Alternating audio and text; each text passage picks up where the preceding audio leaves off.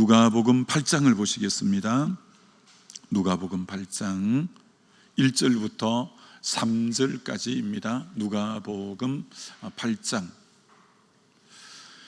1절부터 3절까지를 우리 다 같이 한 목소리로 봉독하기를 원합니다. 누가복음 8장 1절로 3절 우리 다 같이 한 목소리로 같이 봉독합니다.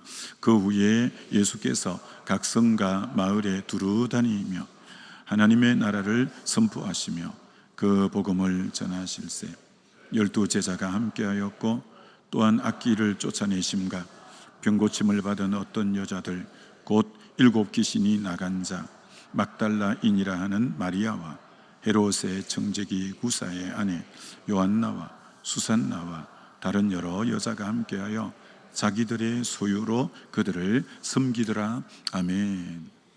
섬김의 기중성이라는 제목으로 말씀 증거하고자 합니다.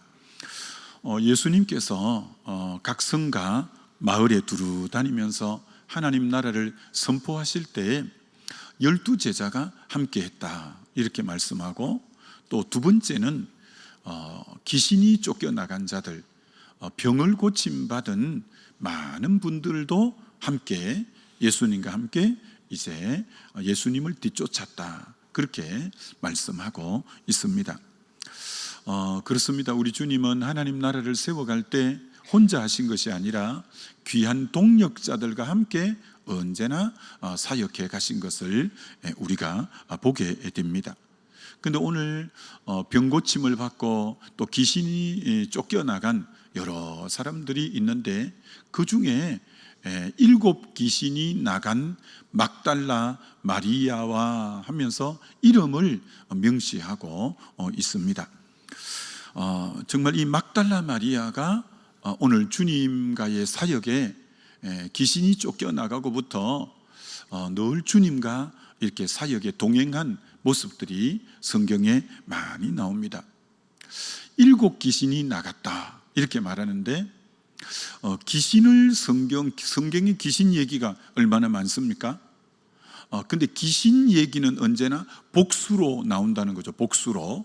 그래서 오늘도 7 귀신, 또 그라사 지역의 그 청년에게 들어간 귀신은 그 귀신이 그 몸에서 나와서 돼지떼에게 들어갔는데 돼지 2,000마리가 그 갈릴리 호수에 몰사할 때 그 청년 안에는 2,000군데 귀신이 들어가 있는 것을 보죠.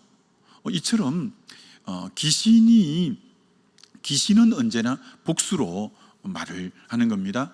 마귀와 사단은 항상 단수로 얘기합니다. 마귀와 사단은 단수로 얘기하고, 물론 사도행전 5장에 너 속에 사단이 가득하여 라는 표현을 한번 썼긴 했는데, 근데 성경 전체적으로 보면 마귀 사단은 단수, 귀신은 언제나 그 밑에 마귀 사단의 수하들이니까 복수로 항상, 그래서 그 사람 속에 들어갈 때도 귀신들이 들어가는 경우들이 굉장히 많은데, 이 마리아에게는, 막달라 마리아에게는 7 귀신이 들어갔다 이렇게 말합니다.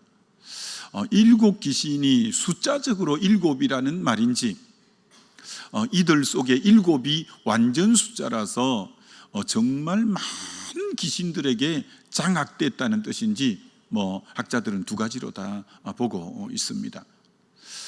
그러니까 정말 7이 완전 숫자라서 귀신에 완전히 사로잡힌 사람이고,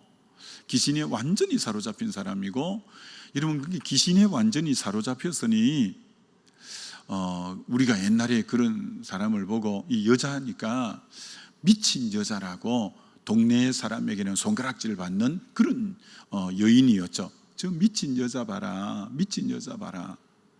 그러니 형색만 사람 꼴을 하고 있는 거지, 완전히 고래고래 소리 지르고 옷이나 이런 것이 남유하고 온데, 그러니까 거의 짐승과 같고 거의 사람 역할을 못하고, 그러니 얼마나 이 여인의 삶이 완전한 귀신에 사로잡혔을 때 비참한 삶이었고, 정말 소망 없는 삶이었고, 우리가 충분히 그렇게 생각해 볼 수 있는 여인이에요. 그런데 이 여인이 예수님을 만나 귀신이 완전히 나감으로 완전히 새 사람이 되어진 거죠. 그렇게 많이 사함받으면 많이 사랑한다고 앞에 말씀하신 것처럼 그저 그만 예수 믿어 예수를 따르는 사람과 완전히 사람 역할 못하고 짐승처럼 살고 미친 여자라고 손가락질 받으며 살았던 여인이 새롭게 된 것하고는 주님을 만난 강도가 다를 거예요.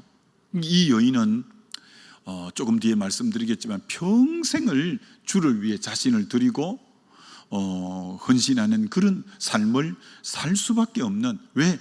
자기 삶이 지난날에 너무나 비참하고 정말 너무나 손가락질 받고 사람 구실 못하는 짐승하고 방불한 그런 사람이었기에 정말 그런 여인이 주님을 만나서 변화됐으니 능히 짐작이 가는 거죠.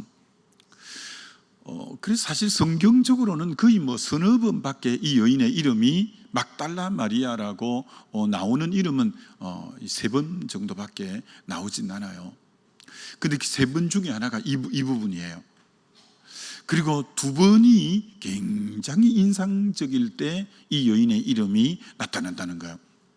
그게 언제냐면 예수님이 십자가에 못 박히실 때 제자들은 다 뿔뿔이 흩어지고 십자가에 못 박히는 현장에 제자들이 없었어요. 근데 예수님을 추종하던 여인들이 십자가 밑에까지 어떤 의미로 다가간 여인들이 있는데, 그 여인의 이름에 막달라 마리아가 맨 먼저 나온다는 거예요. 그대로 읽어보죠. 마가복음 15장 37절로 40절에 예수께서 큰 소리를 지르고 숨지시니라. 이에 성소 휘장이 위로부터 아래까지 찢어져 둘이 되니라. 예수를 향하여 섰던 백부장이 그렇게 숨지심을 보고 이르되 이 사람은 진실로 하나님의 아들이었도다 하더라. 멀리서 바라보는 여자들도 있었는데 그 중에 막달라 마리아와 또 작은 야고보 요새의 어머니 마리아와 또 살로메가 있었으니, 예수님의 십자가에 못 박힘을 지켜보는 여인들을 열거하면서 맨 먼저 이름을 열거한 여인이 막달라 마리아와라고 하는 거예요. 정말 주님이 십자가에 못 박는 자리니까 주님까지 죽이는 그 사람들이 그를 추종하는 사람까지 안 죽이라는 보장이었기 때문에 주님의 제자들은 다 도망가 버렸는데, 근데 이 여성들만은 주님의 십자가까지 따라간 거예요. 어떤 불이익과 어려움을 당하는 한이 있더라도 주님 마지막 가시는 길에 동행하고 동참했던 여인들이 이 여인이에요. 그 중에 제일 이름이 먼저 언급된 여인이 막달라 마리아예요. 우리가 그가 얼마나 주님을 깊이 따랐는가를 능히 짐작해 볼 만한 이름이에요. 그 정도가 아니에요. 다시 이 막달라 마리아가 이름이 언급될 때는 언제냐?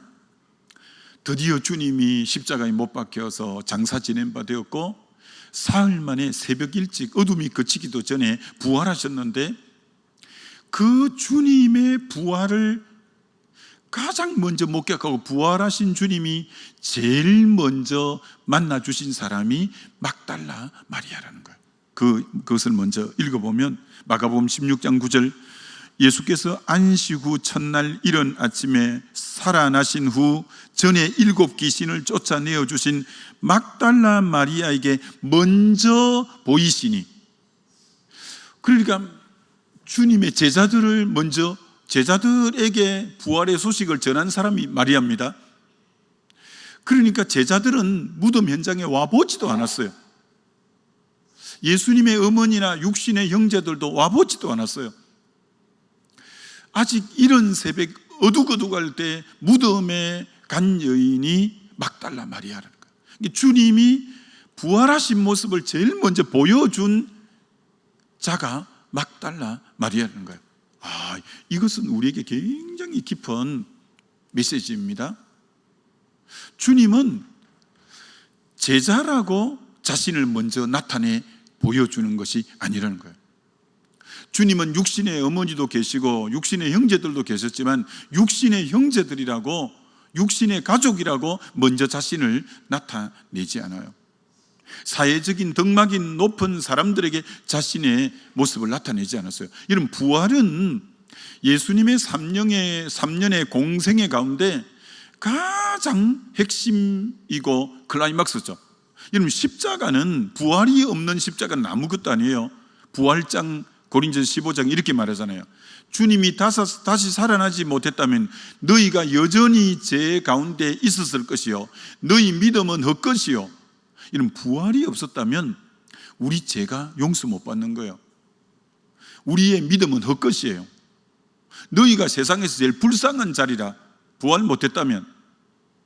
십자가는 죄를 가지고 갔고, 부활은 죄가 다 청산되었으면 의롭게 된 정표가 부활이라고 로마서 4장 맨 마지막 절, 우리의 범죄함을 인해서 내어줌이 되고 우리를 의롭다 하시기 위해서 다시 살아나셨느니라.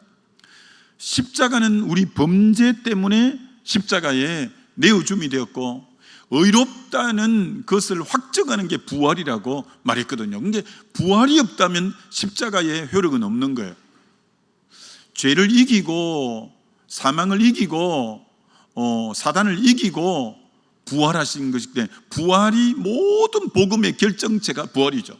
그래서 로마서 1장 3절 4절에는 예수님을 소개할 때 육체로는 다윗의 혈통에서 나셨고 성결의 영으로는 죽은 자 가운데 부활하여 하나님의 아들로 인정되신, 부활이 하나님 아들로 인정해 주는 거죠. 부활하심으로 죽은 자 가운데 살아나심으로 하나님의 아들로 인정되셨으니 이는 곧 우리 주 예수 그리스도시라. 부활이 없다면 하나님의 아들로 인정될 길이 없죠. 그러니까 태초부터 지금까지 부활하신 분은 예수 그리스도이기 때문에 하나님의 아들로 인정되신 분은 그분밖에 없죠. 무덤에서 잠시는 소생하고 깨어난 분들은 여럿 있지만 다시 죽었지만 부활해서 영원히 부활하셔서 계신 분은 예수 그리스도밖에 없죠. 그렇기 때문에 그분은 하나님의 아들로, 그 부활이 하나님의 아들로 인정되게 한 사건은 부활인 거죠. 부활이 예수님의 사역의 가장 하이라이트고 핵심인데, 그런 가장 핵심적인 것을 마리아, 막달라 마리아에게 먼저 나타내셨다는 것은 우리에게 굉장히 소망이 있어요. 무슨 말이냐? 오늘 여러분 중에 막달라 마리아는 내세울 게 하나도 없는 여인이에요. 과거에 사람 구실 못했고 미친 사람이라 소리 들었고 손가락질 받으며 살았고 정말 사람 구실 못했던 그가 예수 만나 새 사람 된 거예요. 주님은 오늘도 맨 먼저 자신을 나타내길 원하고 맨 먼저 만나주길 원하는 것은 목회자이거나 장로님이거나 권사님이거나 어떤 명분이 있는 누군가가 아니라 우리 주님은 가장 순수하게 주님을 가장 사랑해서 주님을 찾는 그에게 자신을 가장 먼저 나타내는 거죠. 저는 여러분의 심정이 막달라 마리아처럼 가장 순수하게 가장 사랑해서 가장 가까이 하고 싶어서 주님을 찾음으로 인하여 우리 주님께서 가장 자신을 먼저 나타내는 그런 저와 여러분 되시길 주의 이름으로 축원합니다. 우리 주님 오늘도 그런 자를 제일 먼저 만나 주시기를 원한다라는 것은 우리에게 소망이 되는 거죠. 절대 주님은 오늘도 외모로 사람을 취하지 않고 자기를 진실로 사랑하고 자기를 순수하게 사랑하는 그에게 자신을 맨 먼저 드러내어 만나 주시기를 원하시는 분이 우리 주님이시다라는 거죠. 두 번째 이름이 두 번째 누가 나오냐면 헤롯의 청지기 구사의 아내 요한나. 여러분, 헤롯의 청지기라는 거예요. 그게 헤롯의 모든 재물을 관리하는 사람이에요.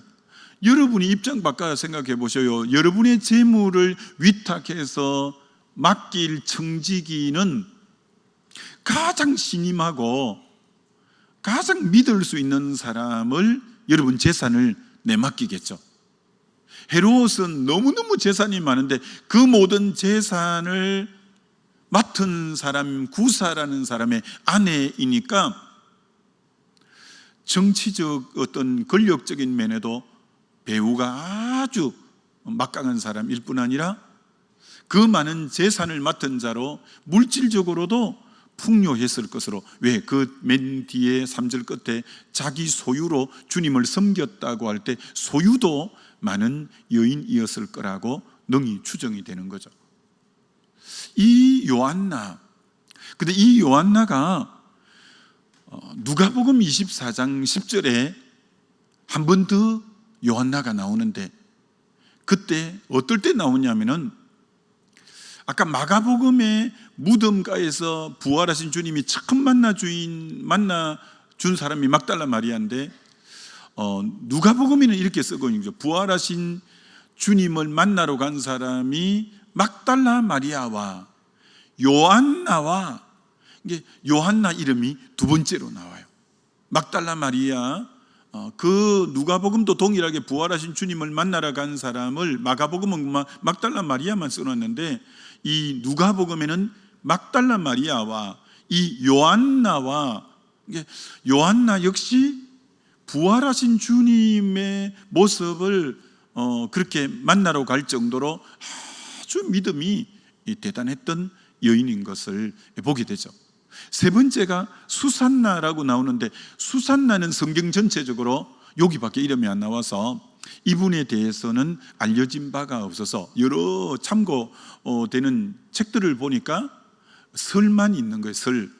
로마 군대의 장교의 아내였을 거다, 이런 설만 있어서 그거는 한번 생각만 할 뿐이고요. 그래서 하여튼 주님 곁에는 언제나 예수님 때부터 지금까지 교회를 이렇게 섬기는 데는 자매, 여성분들이 많았다는 거예요. 주님 때부터도 그렇게 헌신적이고 그렇게 주님을 잘 섬긴 분들은 여성분이 참 많았던 것을 보게 되죠. 자, 그래서 오늘 본문의 맨 마지막 3절 끝에 자기들의 소유로 그들을 섬겼더라. 그렇죠. 주님은 이제 공생애를 전적으로 할 때는 자비량해서 하신 건 아니잖아요. 누군가가 섬겨주지 않으면 생활을 할 수가 없었잖아요. 그런데 오늘 이런 많은 여인들이 자기 소유로 이렇게 섬겼다는 거예요. 주님과 제자들이 마음껏 사역할 수 있었던 것은 이 귀한 주옥 같은 여인들이 자기 소유로 섬겨 주었기 때문에 마음껏 그들이 또 앞장서서 주의 일을 할 수 있게 되어졌다라는 거죠. 자, 그래서 남은 시간에는 내일 새벽까지 아마 한번 보려고 생각하는데, 이 섬김이라는 게 얼마나 중요한가, 이걸 다시 한번 오늘 내일 걸쳐서 좀 나누고 싶다라는 생각이 들어요. 오늘 자기 소유로 섬겼더라, 이 섬김에 대해서, 섬김이 얼마나 귀중한 건가라는 겁니다. 그래서 제가 좀 주님 묵상하면서 창세기부터 계시록까지 먼저 성령께서 좀 떠오르는 걸 계속 적어 나갔어요. 섬김이 떠오르는 부분만 창세기부터 계시록까지 했는데, 맨 먼저 섬김에 떠오른 본문이 창세기 18장이에요. 아브라함이 장막문에 앉아 있었는데 대로벤 길가에 나그네 3명이 지나가는 거예요. 아브라함이 깨어있는 사람이거든요. 왠지 자기 아내 영이 저분들 그저 보내면 안 되고 강권에서 모셔다가 대접을 해야 되겠다는 마음이 불현듯 마음에 있어서 길 가는 나그네 3분을 집으로 모셨어요. 그래서 창세기 18장에 맨 먼저 이 아브라함이 한 일이 뭐냐면, 물을 조금 가져다가 당신들의 발을 씻어소서. 항상 손님이 들어올 때 그 나라는 맨 먼저 발 씻을 물을 주고 발을 씻게 하는 거죠. 그러면서 나무 아래에 잠시 쉬고 계시면 제가 떡을 조금 가져오겠습니다 하고, 그분들이 그 나무 아래 그늘에, 그래서 마음을 좀 상쾌하게 하신 후에 떠나가시면 좋겠습니다, 그렇게 하겠다고 한 거예요. 자, 그렇게 하겠다고 하고 이제 아브라함이 드디어 이제 섬기는데 어떻게 섬겼냐?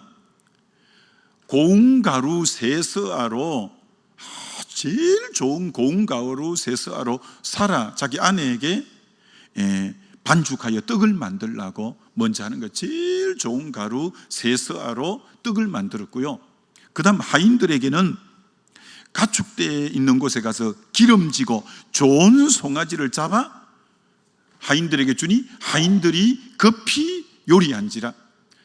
그러니까 송아지 중에 아브라함이 골랐어요. 제일 기름진 거, 그리고 제일 좋은 송아지를 잡아서 하인들에게 주니까 급히 요리했다고 하는 거예요. 드디어 이제 요리가 다 되어서 은긴젓과, 아브라함이 은긴젓과, 은긴젓이니까 아마 이 버터 치즈 같은 것과, 그리고 우유와 하인이 요리한 송아지를 가져다가 그들 앞에 차려놓고 나무 아래에서 모셔 섬에 그들이 먹으니라. 그런데 이제 이 말씀을 다시 보면서 어떤 동사가 많이 나오냐면 이런 동사가 많이 나옵니다. 아브라함이 급히 장막에 달려가서, 이제 저들을 섬기려고 급히 장막에 달려가서 급히 장막으로 가서 사라에게 속히 고운 가루 세서아로 반죽하여 떡을 만들라. 급히 속히. 그 다음 가축대에 있는 곳으로 아브라함이 달려갔다고 하는 거예요. 그리고 하인들에게 급히 요리한지라. 그러니까 급히 속히 달려가서 급히, 이게 섬기기가 싫어서 내미락한 게 아니라 그 손님을 빨리 정성껏 섬기려고 급히, 그리고 달려가서 속히 또 급히, 그렇게 정성을 다해서 섬긴 거예요. 그런데 그분들이 대접을 너무 융숭하게 대접을 받고 그분들이 이러는 거예요. 명년 이맘때 이 집에 아들이 있을 거다라는 거예요. 근데 아브라함이 막 깜짝 놀란 거죠. 이분들이 구약에 이런 걸 하나님의 현현이라고 하는데, 하나님이 인간의 모습으로 구약에는 종종 나타납니다. 하나님의 현현, 그걸 신약에는 때로는 천사 이렇게 이제 표현할 때도 있는데, 신약 성경 히브리서 13장 2절에 이렇게 표현합니다. 손님 대접하기를 잊지 말라. 이로써 부지 중에 천사를 대접한 자들이 있느니라. 이 아브라함 보고 하는 말이거든요.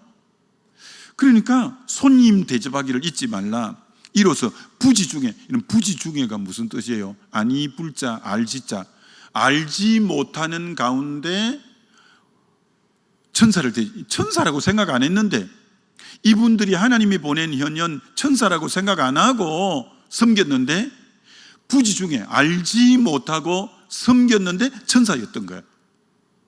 오늘 아브라함이 이분들이 이름표를 하나님, 천사 달고 온 게 아닌데 그만 정성껏 손님을 섬겼는데 그분이 어떤 의미로 하나님의 현현이고 천사였던 거죠. 그러기에 명년 이맘때에 아들이 있을 겁니다 라고 했다는 거예요. 여러분, 이 집에, 아브라함 집에 기도 제목의 1순위가 아들 낳는 거거든요. 자식 얻는 거거든요. 왜? 하나님이 벌써 하늘의 무별들을 보여주면서 약속했기 때문에 그 약속 붙잡고 그렇게 기도했다고요. 근데 여기서 놀라운 것은 약속에 기도했는데 진정한 약속이 성취되는 것은 섬김으로 약속이 성취되어졌다는 거예요. 이거 오늘 우리에게 주시는 굉장히 귀한 메시지예요. 내가 그렇게 그걸 바라고 기도를 하고 또 기도를 하고 기도를 했는데 진정한 기도의 응답은 섬김으로 약속이 성취가 됐다는 거, 우리가 오늘 하나님 우리에게 주시는 메시지예요. 우리는 물론 기도만 해도 응답이 되죠. 그러나 어떤 것은 기도도 열심히 하지만 정말 이분들이 하나님이라고 생각 안 했어요. 정말 섬겼는데 하나님이셨던 거고 하나님이 보낸 사자들인 거죠. 그래서 그 약속이 성취되는 엄청난 역사가 있었던 것을 보는 거죠. 여러분, 섬김 아주 귀한 겁니다. 섬김은 그것을 우리는 이미 마태복음 25장에서 하나님이 우리를 종말 때 세 가지를 보는 중에 하나가 섬김이잖아요. 깨어있는가 하나님과의 관계를 볼 거고, 달란트 충성했는가 그걸 볼 거고, 세 번째가 이웃과의 관계에서 소외된 지체들을 도왔는가를 볼 거라고 했잖아요. 바로 지극히 작은 소자에게 하나에게 한 것이 내게 한 것이다 라고 주님이 동일시 하셨잖아요. 일전에도 한번 간증했지만, 원종수 권사님이라고 옛날 몇십 년 전에는 그분 간증이 대세를 이루고 있는데, 그분이 대전고등학교가 명문고잖아요. 거기 악대부를 한 거야. 악대부 하다 보니까 공부를 잘 못해 수업에 늘 빠지니까, 공부가 54등 4명이면 52등 53등, 정말 잘하면 51등 이렇게 했다잖아요. 근데 그분의 어머니 김철신 권사님이 같은 그 권사님은 그렇게 믿음이 좋고 기도를 많이 하신 권사님이라는 거죠. 근데 어머니가 새벽 기도를 다녀오셔서 대전역의 노숙자 할아버지를 집으로 새벽 기도 마치고 집으로 모시고 와서 자고 있는 종수를 깨워서, 종수야, 할아버지 목욕시켜드려라. 종수가 나가보니까 할아버지가 대소변도 다 해서 옷이 굳어가지고 갑옷처럼 된 옷을 입고, 머리는 망까먼지가 몇 년이 된 것 같은 할아버지를 모시고 왔는데 악취가 진동을 하는 거예요. 어머니는 가마솥에 물을 끓이고 빨간 대야에 할아버지를 들어갔는데 도저히 옷을 벗기지를 못해서 나무 막대기 긴 걸 갖고 옷을 밀었다잖아요. 그건 벗긴다고. 그래가지고 그 빨간 다라니 안에 그 할아버지를 들어가게 하시고 뜨거운 물을 머리에 부어드리니까 시원하다, 시원하다. 그렇게 대충 해서 하여튼 목욕을 이제 시킨 거예요. 그리고 나중에 자기가 입던 옷을 입히고 그랬는데, 이분이 하나님 은혜로 서울대 의대를 가게 되었고, 이분이 미국 유학을 가잖아요. 미국 유학을 가는데 제법 큰 교회에서 간증을 해달라고 하는데, 야, 내가 무슨 간증을 하지라고 했는데, 요 부분이 한상으로 딱 떠오른 거예요. 어머니가 노숙자 모시고 와서 종수야, 할아버지 목욕시켜드리라는 게 환상으로 딱 떠오르면서, 그 할아버지가 미국이라서 그런지 영어로 얘기하더래요. That was me. 그게 나였어. 그게 나였어. 그 할아버지가 예수님이었다고 그렇게 말해요. 그게 나였어. 너가 그때 물을 이렇게 씻어주고 할 때 내가 얼마나 시원했는지 모른다. 그게 나였어. 그래서 그 원종수 권사님 그렇게 얘기하잖아요. 그분이 감리교니까 이제 권사라고 하는데, 그 교회 장로가 없으니까 권사님이라고 하는데, 그분이 그럼 그때 바로 말씀하시죠. 그럼 내가 막대기 갖고 안 벗겼을 건데, 그럼 내가 손 갖고 이렇게 벗기고 지극정성을 다해서 씻어 드렸을 건데, 아이고 그때 말씀하시죠. 아니요, 우리 주님은 그런 분이 아니에요. 정말 우리가 그러니까 누구를 대해도 죽게 하듯 대해야 되는 거죠. 죽게 하듯 대해야 되는 거죠. 그분이 대두어짐이 그게 나였어. 그때 그게 나였어. 그래서 오늘 우리들은 이 섬김이 얼마나 중요한가, 내일 아침에도 한 번 더 볼 건데, 하여튼 오늘 자기 소유로 참 주님을 섬겼더라. 그것이 복음이 오늘 여기까지 오게 된 동력을 만들어낸 건데, 오늘 하루 또 우리 주님이 성령으로 마음 주실 때 우리 주변에 귀한 섬김이 얼마나 귀한가 생각하면서 오늘 하루 승리하게 되시기를 주의 이름으로 축원합니다. 우리 같이 기도하면 좋겠습니다. 하나님, 막달라 마리아처럼 순수한 마음, 정말 주님 사랑하는 마음으로 나가기만 하면 주님은 그런 자에게 맨 먼저 만나주시는 주님, 또 주님 기도로 소원이 성취되기보다 기도를 열심히 하되 섬김으로 소원이 성취가 마무리되는 이 단계처럼 주님 마음 주실 때 섬김도 잘하게 해 주옵소서. 우리 주의 한번 부르고 기도합니다.